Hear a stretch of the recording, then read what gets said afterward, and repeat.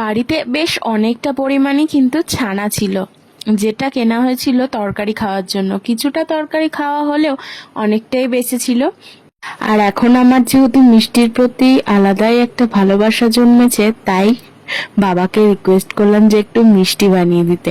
আর বাবা তো মিষ্টি বানানোতে এক্সপার্ট, তো তাই বাবা এখানে ছানাটা দিয়ে এখানে পান্তুয়া বানিয়ে দিচ্ছে। প্রথমেই তো ছানাটাকে সুন্দর করে চিনি, খাওয়ার সোডা আর এলাচ দিয়ে সুন্দর করে মেখে নিয়ে গোল গোল করে বল করে একদম ভর্তি সাদা তেলের মধ্যে ঠান্ডা তেলেই কিন্তু ছেড়ে দিয়েছে। আর বেশ অনেকক্ষণ ধরে ধৈর্য ধরে আস্তে আস্তে করে ভাজছে। ভীষণ ধৈর্যের কাজ, আর এই ভাজাতেই কিন্তু সময়টা লাগে। আর একদম এক্সপার্ট এইসব বাবা, যেহেতু দোকান ছিল তো বাবাকে রিকোয়েস্ট করাতেই বাবা বললো ঠিক আছে বানিয়ে দিচ্ছি।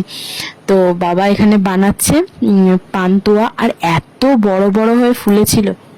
লাস্টের দিকে বেশ কড়া আছে একদম হাই ফ্লেমে সুন্দর করে ভেজে নিয়েছে। আর তোমরা দেখতেই পাচ্ছ ছানার বলগুলো কতটুকু সাইজ ছিল আর এখন কত বড় বড় সাইজে পরিণত হয়েছে। আর কালারটাও এত সুন্দর হয়েছে, আমি আর মা বেশ মনোযোগ সহকারে বানানোর প্রসেসটা দেখছিলাম। তারপরে এদিকে রস তো রেডি করাই ছিল, আমি এক হাত দিয়ে নাড়িয়ে দিচ্ছিলাম আর বাবা ভেজে ভেজে কড়াইয়ের মধ্যে থেকে তুলে রসের মধ্যে ফেলছিল।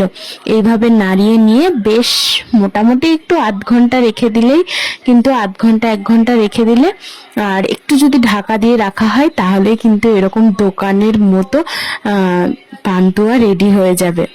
তোমরা কিন্তু অবশ্যই ট্রাই করো বাড়িতে।